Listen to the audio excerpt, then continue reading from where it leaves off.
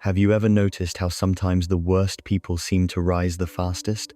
The ones who lie, manipulate, and take advantage of others often end up successful, powerful, and admired, while the honest, humble, and kind seem to get left behind.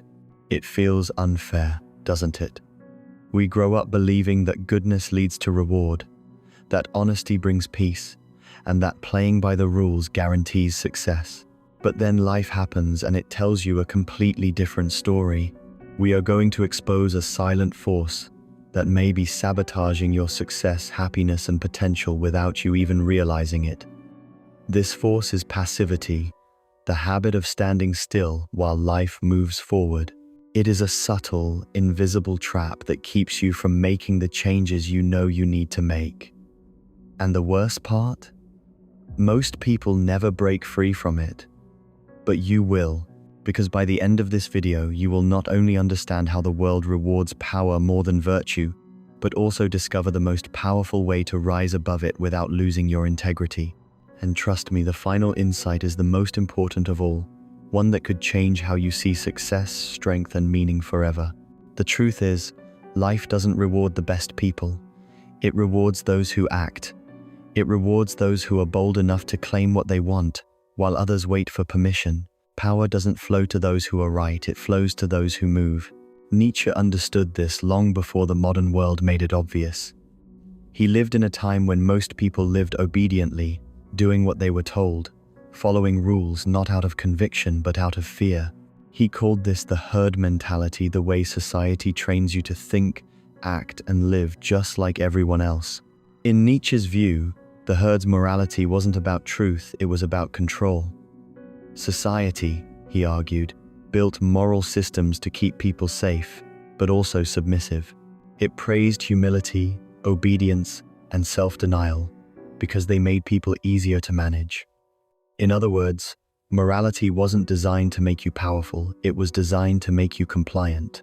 And the people who break free from that conditioning, they're often labeled arrogant, ruthless, or bad, not because they are truly evil, but because they refuse to live like sheep. Nietzsche called the few who rise above the herd the Übermensch, or overman, the person who no longer waits for society to define what's right or wrong, but creates their own meaning. The overman isn't bound by guilt or conformity, he lives by self-mastery. He understands that power isn't something external, it's the expression of one's inner will. Nietzsche called it the will to power, the driving force behind all human behavior.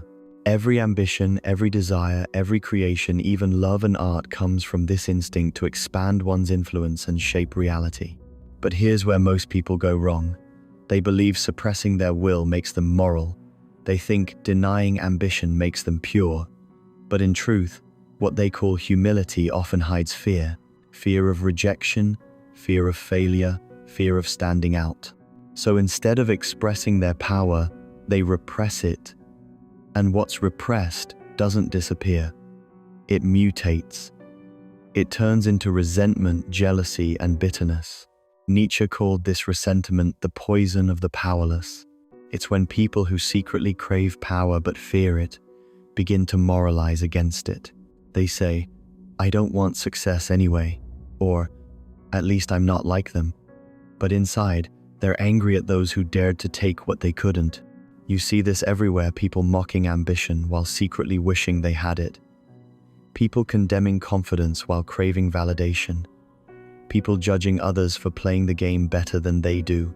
Resentment is the silent rot of the modern soul. It allows people to feel morally superior while doing nothing to change their lives. And that is why so many good people stay stuck. Because most good people aren't as good as they think, they're just afraid. Afraid to offend, afraid to fail, afraid to take space. They confuse passivity with virtue and hesitation with humility, but morality without strength is meaningless.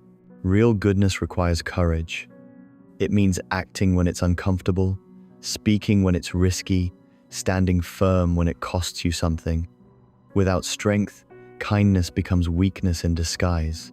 Nietzsche once wrote, "You must be ready to burn yourself in your own flame, How could you rise anew if you have not first become ashes?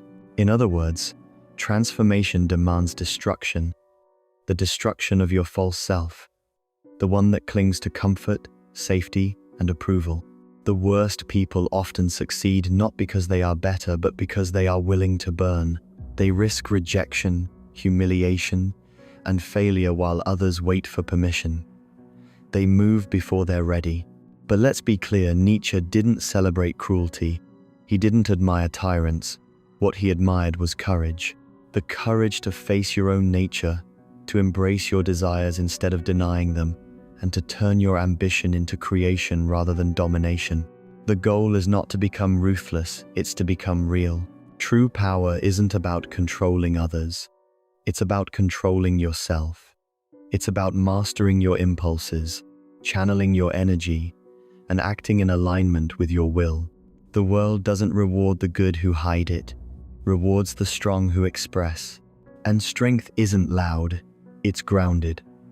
It's the quiet confidence of someone who doesn't need validation to act. The irony is that most people secretly want power, but they've been taught to hate it. Society preaches that ambition is dangerous, that confidence is arrogance, that pride is sin. But the truth is, without power, even goodness becomes fragile. The world doesn't listen to whispers. It listens to those who speak with conviction. In today's world, this paradox is everywhere. We claim to hate arrogance, but we reward it with attention.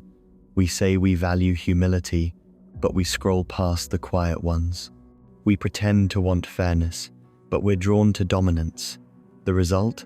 The loudest, boldest, and most confident often rise, while the sincere and thoughtful are ignored.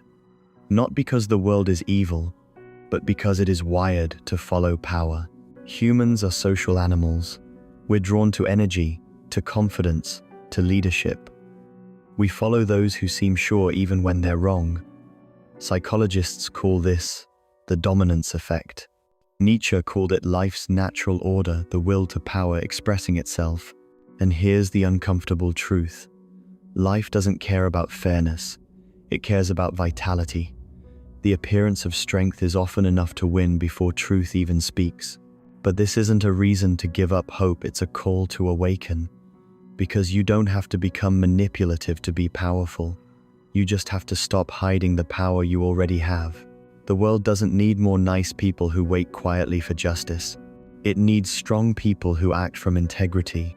If you look at history, every revolution, every breakthrough, every movement forward came not from those who waited, but from those who acted. From those who were called arrogant, unreasonable, or dangerous until the world caught up with them. Power in itself is not evil. It's neutral like fire. It can burn or illuminate, destroy or create. The difference lies in the hands that wield it. When power is guided by purpose, it builds. When it's guided by ego, it corrupts. Nietzsche believed that those who embrace their will to power consciously, not as domination but as creation, transcend both good and evil. They become whole. So why do the worst people seem to succeed? Because they dare to act in a world where most hesitate. Because they're not paralyzed by guilt, self-doubt, or fear of judgment. Because they understand that in life, the world bends to those who move, not those who wait. But their success comes with a cost. Without meaning, power devours itself. Without purpose, achievement turns hollow. Nietzsche warned that those who chase power without self-mastery are destined for collapse. They rise quickly, but they burn out faster. True greatness, he said, lies not in domination, but in creation. So what does that mean for you? It means stop waiting for fairness. Stop expecting the world to reward your goodness automatically. It won't. Life doesn't care about what you deserve. It responds to what you demand. But demanding doesn't mean shouting. It means acting with conviction. It means redefining power as responsibility, the ability to respond to life consciously. It means realizing that you don't need to become ruthless to succeed. You just need to become fearless. Stop apologizing for your ambition. Stop labeling your strength as arrogance. Stop shrinking yourself to make others comfortable. The people you envy are not always smarter, better, or deeper, they're just bolder. They've embraced the truth that the world rewards movement, not hesitation. As Nietzsche said, the higher we soar, the smaller we appear to those who cannot fly. So rise even if others misunderstand you. Create your own values. Live by your own fire. Let others call it arrogance if they must. You'll know it's freedom. Because when you stop fearing your own power, you stop being controlled by those who misuse theirs. And maybe that's what Nietzsche meant all along, not that evil wins, but that the courageous do.